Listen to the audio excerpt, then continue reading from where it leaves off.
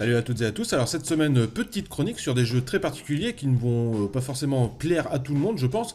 C'est aussi ça ma chaîne, des sujets de merde, parce qu'on va revenir sur des jeux médicaux, des simulations médicales, la médecine, etc. etc. Parce que autant à la télévision, il y a une véritable passion déclinée dans de nombreuses séries, Dr House, Urgence, Grey's Anatomy, Scrubs, autant en jeu vidéo, le sujet passionne beaucoup moins. En général, dans un jeu vidéo, on est là pour défoncer tout le monde, pas du tout pour sauver des vies tous les jours. Bref, aujourd'hui, donc, je ne reviendrai pas sur la tripotée de jeux flash par navigateur ou de jeux sur mobile qui sont trop nombreux, avec des gameplays trop simplistes, donc trop peu intéressants.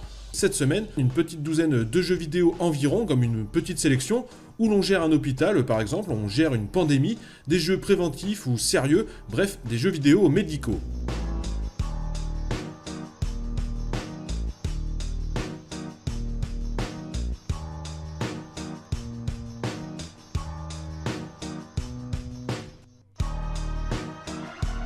Alors pour mon premier exemple, va falloir avoir de l'imagination, on lui pardonnera, le jeu est plus vieux que la plupart d'entre vous. Il date de 1983, Plaque Attack, et concerne la lutte contre le tartre sur les dents, sous forme de shoot 'em up, un genre très populaire à l'époque en arcade, ou ici sur Atari 2600. Donc pourquoi pas attaquer des aliments qui viennent pourrir nos dents. Développé par Activision comme un jeu ludique et préventif, si vous dépassiez les 35 000 points, vous pouviez envoyer un screenshot à Activision, et ces derniers vous félicitera en vous renvoyant un patch Plaque Attack, la grande classe.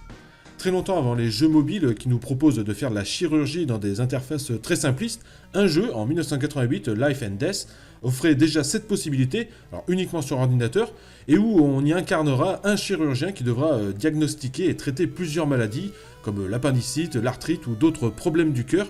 Le jeu est assez détaillé malgré les 4 couleurs et recevra des récompenses d'associations médicales américaines. En 1992, un éditeur nommé Raya Systems va se spécialiser dans les jeux médicaux de façon ludique et préventive, les jeux vidéo étant très attractifs pour le jeune public. Il s'agit donc d'un bon moyen de communication pour parler de maladies graves auprès des enfants. Il ne faut pas se mentir, Captain Novoline en 1992 était aussi une publicité déguisée, car le jeu était sponsorisé par Novo Nordisk, le fabricant d'insuline comme la Novoline. Tiens, comme le nom du jeu, c'est plutôt bizarre. Jeu de plateforme classique en 2D, comme c'était à la mode à cette époque, le héros du jeu doit manger des repas sains pour garder son taux de glucose à un niveau satisfaisant. S'il mange trop de merde, hamburger, frites par exemple, c'est le diabète, insuline, malade, puis la mort. Le jeu avait donc pour vocation de prévenir du diabète, avec des quiz aussi. Bref, un jeu super dur quand même et injuste, sur lequel d'ailleurs le joueur du grenier s'est déjà époumoné. 2 ans plus tard, Sculpted Software se lance dans un deuxième jeu ludique et médical grâce à l'éditeur Raya Systems. Alors cette fois on s'attaque à l'industrie du tabac dans Rex Ronan Experimental Surgeon. Sorti donc en 1994, il s'inspire du film L'aventure intérieure, sorti au cinéma 7 ans plus tôt, ou alors de Chérie, j'ai rétréci les gosses en 89. Bref, c'est-à-dire que l'on va réduire un héros en tout petit pour l'injecter dans un corps humain, et qui devra lutter ensuite contre les méfaits du tabac. Le jeu Rex Ronan recevra d'ailleurs le support d'une agence américaine pour la santé. Le gameplay se décline en plusieurs phases, d'abord enlever le goudron, la nicotine, détecter les cellules cancéreuses et lutter contre des micro-robots qui ont été envoyés par la compagnie de tabac qui a tué le patient, en tout cas qui l'a rendu malade. Un jeu très moyen et plutôt chiant, mais qui a le mérite au moins de dire que fumer, ça tue. Du coup, Raya Systems se lance dans 2 autres jeux avec un autre studio, Wave Quest, dans des univers un peu plus loufoques, mais pédagogiques et médicales bien sûr. D'abord Bronchies Bronchiosaurus en 1995, jeu de plateforme sur Super Nintendo qui aura pour but de prévenir de l'asthme, et pour ça on jouera un petit dinosaure devant lutter contre la fumée de cigarettes, le vent poussiéreux et d'autres obstacles. Du platformer classique, malheureusement très bas de gamme pour un jeu sorti quand même en 1995. C'est un peu la même chose pour Paki et Marlon, toujours signé Wave Quest et Raya Systems, sorti lui aussi en 1995. On dirait d'ailleurs le même moteur de jeu, seuls les décors ont changé avec Bronchi, du gros foutage de gueule probablement. Cette fois ce sont des éléphants que l'on incarne et qui préviennent les enfants contre le diabète encore, un peu comme dans Captain Novoline. Ne pas oublier son insuline et de mesurer son taux de glucose régulièrement. Malheureusement, le quotidien pour tous les diabétiques. Alors chacun de ces jeux de Raya Systems était ensuite analysé par des instituts pour voir les effets des jeux sur les enfants. Alors ils prenaient très peu de cobayes pour jouer aux jeux, des enfants en général de 8 à 16 ans environ, et ils ont trouvé que les jeux aidaient les enfants à parler de leur maladie aux autres, à leurs parents et à leurs copains, pour ne pas être stigmatisés. Donc bon, pourquoi pas des jeux pédagogiques, et pourtant il n'y aura pas beaucoup d'autres par la suite, quasiment aucun dans les années à venir.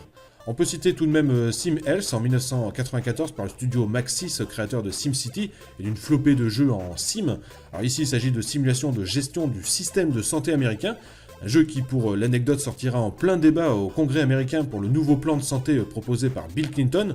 Donc quand même un peu chiant ces démocrates à vouloir offrir un système de santé aux pauvres. Obama fera le même coup 20 ans plus tard. On retrouve ici une interface faisant penser à SimCity 2000, le jeu est assez dur dans ses mécaniques et surtout assez ennuyeux. Gérer le système médical d'un pays, forcément ça donne pas trop envie. Alors c'est plus rigolo de gérer un hôpital, je suis sûr qu'en voyant le titre de la vidéo aujourd'hui, beaucoup d'entre vous ont tout de suite pensé à Thème Hospital, une référence dans le genre, un genre qui d'ailleurs n'existe pas finalement. Thème Hospital a été développé par Bullfrog Productions, alors au sommet de sa renommée, après les sorties du mythique Populous, Theme Park bien sûr, ou encore Syndicate, Powermonger ou Magic Carpet, un peu moins connu, et la même année en 1997 de Dungeon Keeper. Alors ici, Thème Hospital nous met dans la peau d'un dieu qui devra construire et gérer un hôpital, embaucher du personnel compétent, le faire progresser dans de nombreuses missions, soigner des maladies complètement improbables, comme la tête qui enfle ou des gens qui se prennent pour Elvis Presley.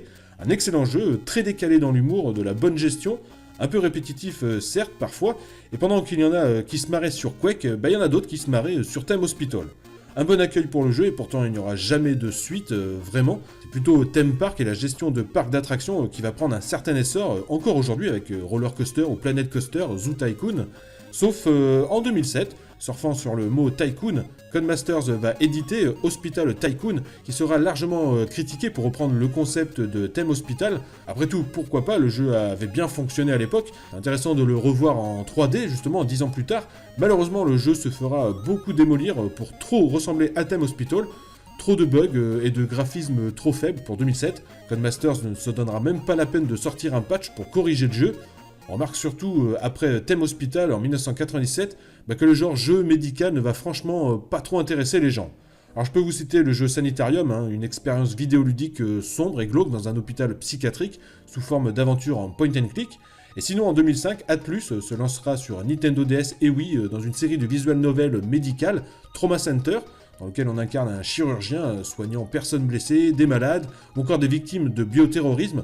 Le ton du jeu se veut souvent assez dramatique. Il y aura 5 jeux dans cette série jusqu'à Trauma Team en 2010, qui offre la possibilité de jouer plusieurs personnages dans différents services hospitaliers. 2005 aussi, Life Science Surgical Unit sur Nintendo DS, encore une fois, nous plonge dans la vie d'un chirurgien qui doit réaliser des opérations à travers 5 chapitres sous forme d'aventure aussi, qui sont à suivre avec des dialogues, des opérations, des mini-jeux, dans un style plutôt réaliste dans l'ensemble, mais pas mémorable. Sans prétention aussi en 2009, Hospital Hustle sur PC et Mac nous propose de gérer la salle d'attente d'un hôpital dans le rôle d'une jeune infirmière. Nous devons donc diriger correctement et rapidement les patients vers le bon docteur, comme si les infirmières étaient là pour faire les potiches. Ce ne sont pas les médecins qui font les soins en général, ils sont là pour diagnostiquer et donner des ordres, ce sont les infirmières qui font les soins. Bref, encore un jeu pas super mémorable, et c'est bien ça le problème, les jeux médicaux, ça intéresse pas. Je vous ai cité 3 ou 4 jeux en 15 ans seulement. Alors il y aura bien Surgeon Simulator en 2013, une simulation de chirurgien comme son nom l'indique. Il était initialement conçu lors d'une Game Jam, soit en 48 heures. Le jeu aura droit plus tard à une version complète et même une version mobile iOS et Android en 2014. Un jeu plutôt gore parfois, dont vous avez probablement déjà vu des images. Et croyez-le ou pas, le jeu aurait été vendu à plus de 2 millions d'exemplaires tout de même. Comme quoi, sans doute est-ce dû au côté gore et plutôt rigolo, plutôt décalé, plutôt qu'au côté trop sérieux. Espérant que ça ne lance pas de vocation de boucher charcutier. Alors il y a bien sûr d'autres jeux qui vont faire parler d'eux, également en 2012 et 2015, c'est Plague Inc. et Plague Inc. Evolved. Je les rajoute dans cette liste aujourd'hui, on est dans le thème médical, mais plutôt dans la gestion de pandémie ici. Plague signifiant peste, qui est sorti sur iOS et Android en 2012. Plague Inc. A été téléchargé plus de 50 millions de fois. Il s'agit en fait d'un jeu de stratégie en temps réel où on devra créer un genre de virus, soi-même, d'agents pathogènes, afin, et c'est là que c'est rigolo comme jeu, afin de détruire l'humanité. Beaucoup de variables sont prises en compte dans le jeu, qui est assez réaliste en général, pour simuler la fameuse pandémie de la maladie que l'on vient de créer. Mais il faudra faire attention aux chercheurs qui ne tarderont pas à trouver des remèdes à nos plans diaboliques. Et le ton est plutôt perçu comme sérieux, voire inquiétant, et fait réfléchir quand même si ça devait pas exister en vrai. 2015-2016, Plague Inc. Evolved rajoutera des fonctionnalités au jeu d'origine dans une interface un peu remaniée. Pour finir, restons dans la critique du monde moderne avec Big Pharma, sorti en 2015, un jeu de simulation dans lequel on devra prendre le contrôle d'un manager d'une compagnie pharmaceutique entre drogue et médicaments, placebo. L'interface est simple, à vue isométrique, pour nous prouver que la santé est un business à travers une grosse vingtaine de missions. Il faut faire de la recherche, puis fabriquer des produits, créer des médicaments, puis les vendre bien sûr. On pourra trouver un ton sarcastique contre l'industrie pharmaceutique, mais ce sera également très ludique pour découvrir cette industrie parfois peu connue. Alors ça reste du jeu vidéo, mais ça présente les choses de façon parfois réaliste, ce qui n'est pas forcément mauvais. Alors j'aurais pu citer aussi le simulateur d'ambulance pour faire dans le genre rigolo, mais bon le jeu est bien pourri, ou encore la multitude de jeux mobiles où l'on peut jouer quelques instants à un chirurgien boucher-charcutier ou gestionnaire d'un hôpital dans des interfaces très simplifiées, jouer un docteur, un dentiste. Ça marche bien ça en général sur mobile, arracher des dents. Chirurgien plastique, oui, probablement, j'ai pas vérifié, mais je pense que ça doit exister, il n'y a pas de raison. Et c'est pas ce qui manque sur mobile, des petits jeux, ou alors en format flash sur navigateur aussi. Sur console et ordinateur, à part des concepts novateurs comme Big Pharma ou Pledge Inc., des jeux à conseiller en tout cas, il y a aussi des serious games créés souvent pour des professionnels de la santé ou pour ceux qui font leurs études dans le domaine.